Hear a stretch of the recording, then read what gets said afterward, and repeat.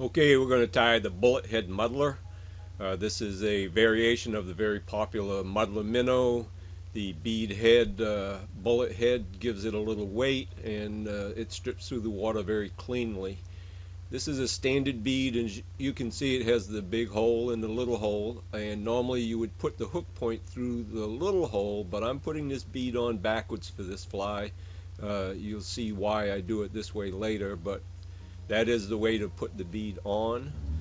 So we'll start our thread and cut that off and wrap to the back so that we can put our tail on. And I'm going to trap this tinsel first because it is going to be the body of the fly. This is a regular oval tinsel, medium size for this hook. This is size 4. With that on and having wrapped to the back, I'll put the tinsel in the material clip and grab 2 slips of a turkey quill wing segment. These are the 2 slips. I position them so that I can put the tips together and smooth them out. I'll grab them, play with them a little bit to align them. Always seems the good side is away from the camera, the best quill segment. But nonetheless, I'm going to size it now. I want it to be a little longer than the gap of the hook. And the normal way I would do this is I would use the turn and look technique. I'd turn and look right at my quill segments and form a loop here in the pinch technique and pull that down and seat them. But a lot of people have a problem using this technique. They can't seem to get the thread to sit right where they want it to. So I'm going to show you a method called the Langley loop, a method that came to us from Britain. You go over your index finger, bring the thread down, and you can pinch it using your middle finger right where you want the thread to be. And then you insert the tail into the loop. If you can keep the bead from sliding and getting in your way. You insert the tail into the loop and slide it down.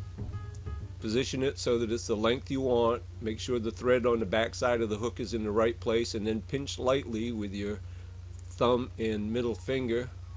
Take the thread off your index finger and let the weight of the bobbin, just by releasing the tension on the thread, let the weight of the bobbin bring the thread down to this point.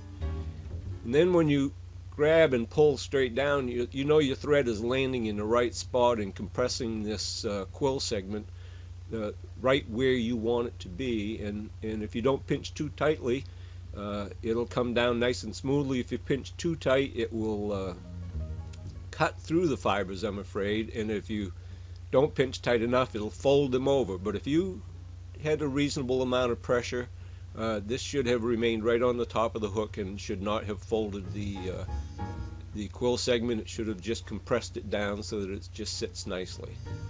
And it looks like a successful placement. So what I'm going to do is just continue to wrap up the body of the fly, trapping these quill segments all the way up. And when I get up here, I'll trim these off. Now, I'm not particularly worried about leaving a drop off here. As a matter of fact, I prefer to leave a square drop off at the end of this, as I will for the rest of the materials. And I wrap all the way down and back, just making sure I have a relatively smooth underbody for the oval tinsel that will now be wrapped up to be the body of the fly. And before I start wrapping, I'm just going to throw a quick whip finish in there so that I can hang this bobbin out over my bobbin cradle.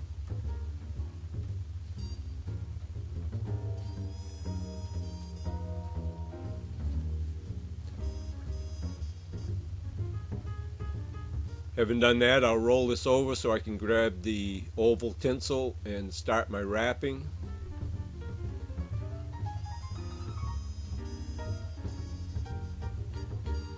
Being careful to go out around the hook point as I do the wraps. And then keeping these wraps reasonably close together. Again, still avoiding the hook point. I'll wrap forward to where I ended the underbody.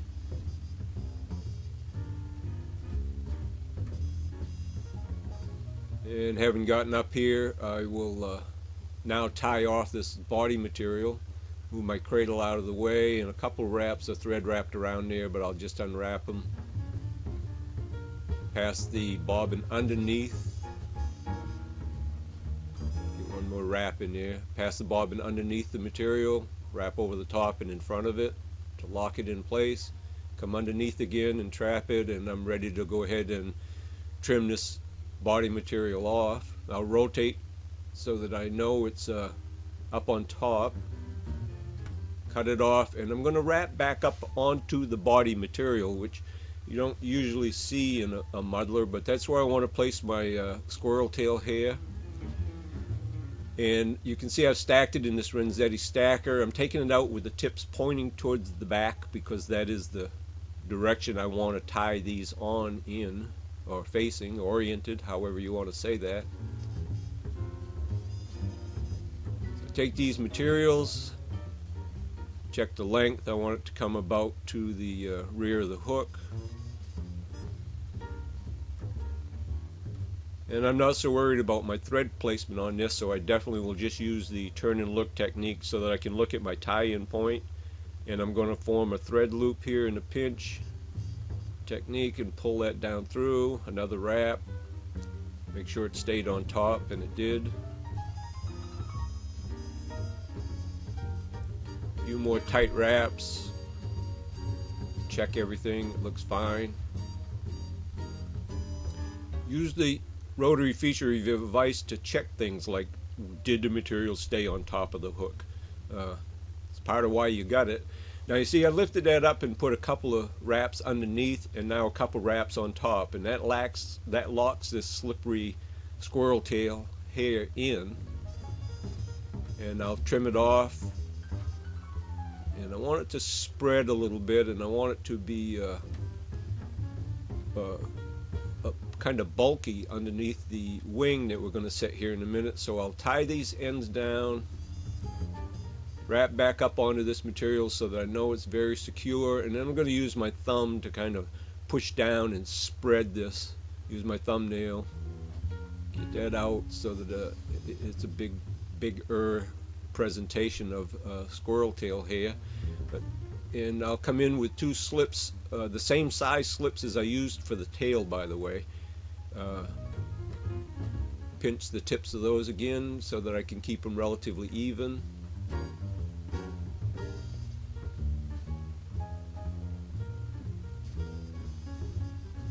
Try to smooth them out.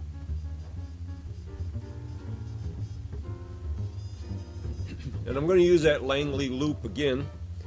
You see I put that over my index finger, bring the thread down, make sure it's opposite the evenly opposite the thread that's on my side of the hook, and make sure I got my proper length, and then pinch thread and quill segments between my thumb and index, or middle finger I mean. Take that thread off my index finger and then just loosen my grip and allow the weight of the bobbin to bring the thread down. And I can pull that loop down, and I know it's going to be right where I want it to be.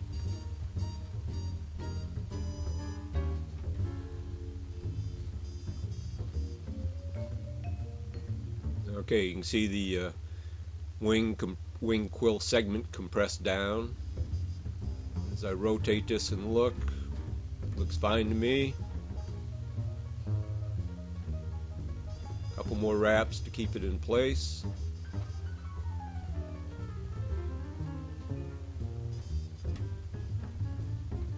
Just push these segments up so that I can get in here with my scissors and cut them off. And I'll wrap to tie that off. And as you can see, I'm not particularly worried, like I said, about a big drop off or cliff at the end of my materials. It's all going to be covered, and it actually works to my advantage because it gives me room to move that bead back and forth when I want to.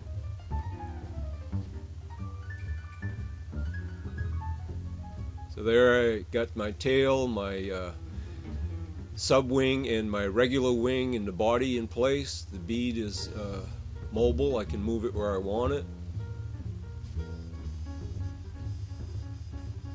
Come in front here, and I'm going to tie another whip finish knot.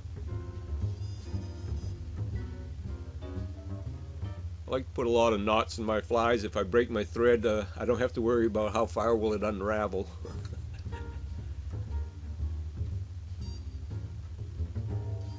And with that in place and the bead pushed back against it, I'm just going to bring the thread loosely to the front. I don't want this piece of thread to be tight around that bead. And I'll make a few wraps and catch that and check to make sure my bead is free. It is. Can move around. So I will cut and stack some deer body hair to make the head of this fly. Now you can use bucktail as well as body hair. You get a smaller profile. I'm going to use body hair, as I said, and I cut a clump off, clean it out, and stack it. And this time, when I stack the hair and I bring it forward and take it out, I'm going to have the tips oriented to the front, as opposed to when I took the squirrel tail out with the hair oriented towards the back. It just saves handling if you have the tips pointing the direction you're going to tie them in. So you can see the size of the clump that I cut off. Kind of size it against the overall length. I want it to be at least from the tip of the tail to the eye in length. And these butt ends are too long. I only want a short segment on the butt end, and I've got these nice Renzetti scissors that cut equally well in my left hand as my right. It's a wonderful feature. I'll cut the ends off that were too long and slide this material by centering it on the hook and just sliding it in slowly till I've got it back about where I think I need it.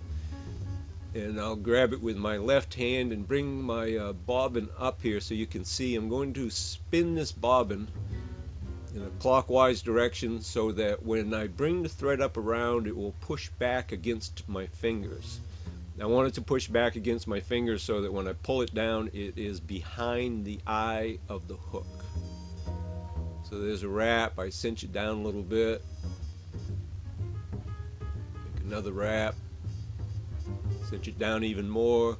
I don't particularly want it to spin, although there's no harm in it spinning at this point. But I really just want to compress it and get these ends to stand up so that I can trim these butt ends off.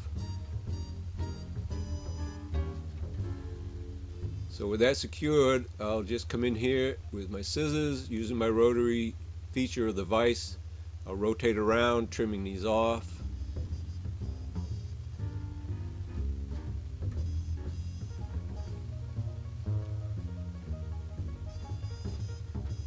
Now that I've got those butt ends trimmed, I'll really tighten down on all of this, and I can move my bead forward to hold all of this in place.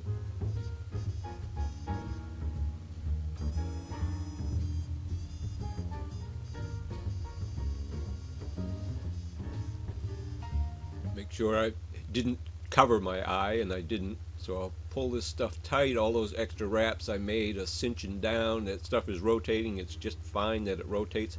Actually helps to spread it evenly around the hook. Couple more wraps, pull it tight, and then I'm going to push this bead forward. And that pushes the hair right up against the back of the eye. I know it's right where I want it. You can see I'm squeezing quite tightly here. I transfer my thread to behind the bead and build a thread dam here to hold it forward and the hair forward against the eye.